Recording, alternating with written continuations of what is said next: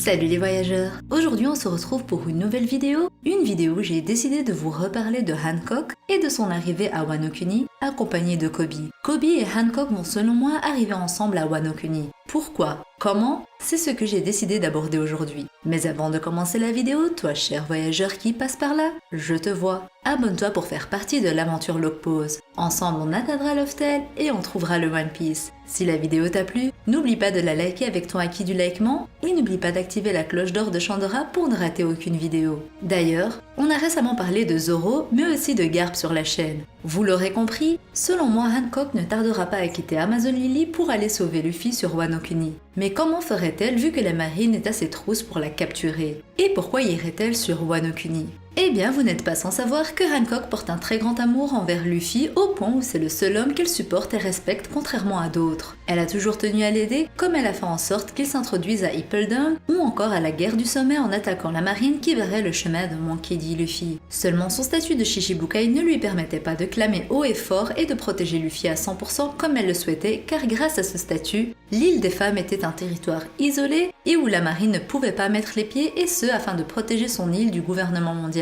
Seulement tout a changé au chapitre 956 où on a appris l'abolition du système des Shichibukai. Ainsi Boa Hancock redevient libre de ses mouvements et peut clairement rejoindre la flotte de Luffy et aller l'aider sur Wano Kuni. La force de Hancock n'est pas à négliger, comme toutes les femmes d'Amazon Lily, elle possède le haki de l'armement ainsi que le haki de l'observation. Beaucoup sous-estiment l'impératrice des pirates Hebihime alors que celle-ci est l'une des rares personnes à avoir le haki des rois. Un haki qu'elle n'a pas encore utilisé, n'en ayant pour l'instant pas besoin. Elle a un style de combat proche de celui de Sanji car elle préfère le corps à corps et surtout les coups de pied également. On ne l'a jamais vue ne serait-ce qu'en difficulté. À Marineford, elle n'avait pas de mal à combattre des pirates du Nouveau Monde sans une goutte de sueur, prouvant que c'était pour elle du menu fretin. Elle possède également le Meromeronomi, le fruit de la passion, qui permet à Hancock de pétrifier les gens qu'elle touche. Ce fruit du démon sert également à faire tomber amoureux de Hancock la quasi-totalité des gens. Je dis bien la quasi-totalité car il y en a plein qui sont capables de résister à son charme. Monkey D. Luffy le premier. Il suffit d'avoir une volonté de fer pour ne pas tomber amoureux d'elle.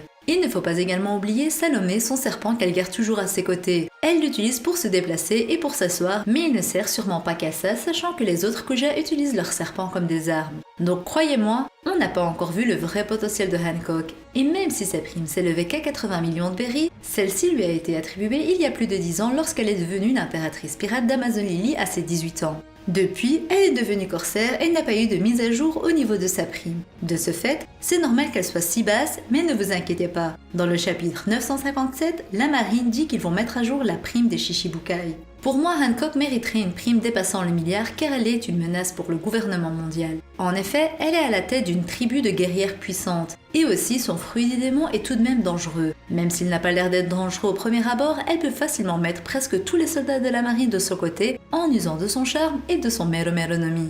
Maintenant qu'on a parlé de sa force et donc de son utilité au sein de la guerre qui se prépare à Wano Kuni, parlons de sa venue. Koby est bien celui qui se dirige chez Hancock afin de la capturer, mais comme je vous le disais dans la review du chapitre 956, ce n'est pas pour rien que X-Drake a annoncé à Koby que Luffy était toujours tenu captif à Udon. Selon moi, Koby qui sait que le CP0 est sur Wano Kuni, et surtout que Big Mom et Kaido se sont alliés, va décider de prévenir Boa Hancock du danger dans lequel se trouve Monkey D. Luffy. Ainsi, celle-ci pourra y aller accompagnée des pirates de Kuja pour aller sauver Luffy, sachant que son titre ne l'en empêche plus et qu'elle est redevenue une simple pirate. Hancock sera un renfort de cette guerre car elle ne sera pas capturée par Koby et sera plutôt, comme je vous l'ai dit, informée de la situation de Luffy par ce dernier. Après tout, même si Koby est un justicier de la marine, il reste l'ami de Luffy et par la même occasion est contre l'alliance de Big Mom et de Kaido. Il sait que la marine ne pourra pas y aller car ils sont tous occupés à chasser les Shichibukai et demandera donc à Hancock d'aller aider Luffy. Une manière de la mettre à l'honneur est de ne pas la retrouver emprisonnée. Je trouve que ça la décrédibiliserait, elle et les propos qu'elle a tenus. Certes, il y a la nouvelle arme de Vegapunk, qui est considérée comme assez puissante pour remplacer les corsaires, mais si Hancock venait à la faire tomber, ça montrerait sa supériorité et laisserait les simples marines à sa tribu, la tribu guerrière des Kuja, une tribu où les femmes possèdent tous le haki de l'armement faisant d'elles des redoutables guerrières des océans. De plus, je la verrais bien se battre contre Smoothie, un combat purement féminin où on aura droit je trouve à un beau combat entre Smoothie, membre de la tribu des longues jambes, et Boa Hancock, guerrière qui utilise principalement ses jambes pour le combat. Smoothie a actuellement une prime au-dessus des 900 millions de berries, mais je vois une prime pour Hancock d'1,5 milliard pour sa supériorité face à Smoothie, mais également pour la menace qu'elle représente étant donné qu'elle règne sur un royaume purement combatif et qu'elle pourra faire partie de la flotte de Mugiwara no Luffy avec son équipage des Kuja. Bref, vous l'aurez compris, je suis pour que Hancock soit enfin mise en avant pour sa puissance et non pas que pour son amour envers Luffy. Un autre qui pourrait également venir, vous l'avez vu dans le titre, c'est Koby lui-même. En effet, s'il est possible qu'il ne demande qu'à Hancock de se rendre à Wano Kuni, il se peut également que ce dernier se décide à aller aider son ami de toujours, Luffy. Il est également le petit-fils de son maître Garp.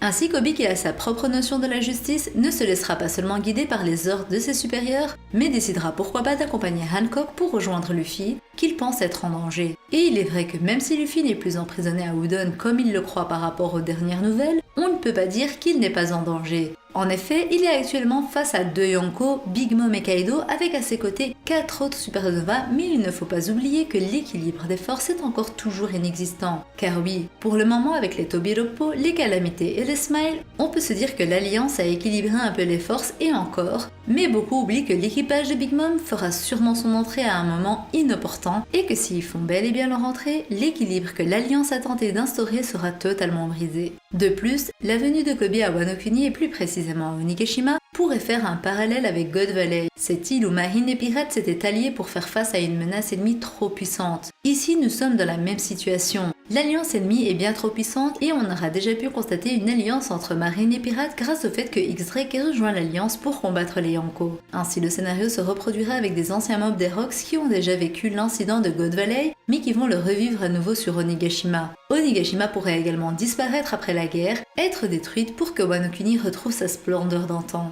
Ainsi, le parallèle entre God Valley et Onigashima serait définitif, comme à l'époque où Roger et Garp s'étaient alliés pour faire face aux Rocks, cette fois ce sera Luffy et Koby de s'allier pour faire face aux anciens Rocks. On pourrait alors grâce à ça avoir également la possibilité d'assister à une vraie démonstration de force de la part de Koby qui a sans nul doute évolué, mais qui ne nous l'a pas assez démontré. D'ailleurs, j'ai fait une vidéo sur les primes potentielles de la marine et je parle de Koby si jamais vous ne l'avez toujours pas vue. Concernant la chronologie, il y a plus ou moins 3 jours qui sont passés entre l'annonce de X-Drake et le raid, car en effet dans le chapitre 955, il est noté qu'il reste 3 jours avant le raid, et c'est dans le chapitre 956 que X-Drake apprend à Koby que Luffy est en prison, et que Big Mom et Kaido se sont alliés. Ainsi on peut supposer que dans la chronologie des événements du chapitre 956 se sont produits au même moment que les événements du chapitre 955.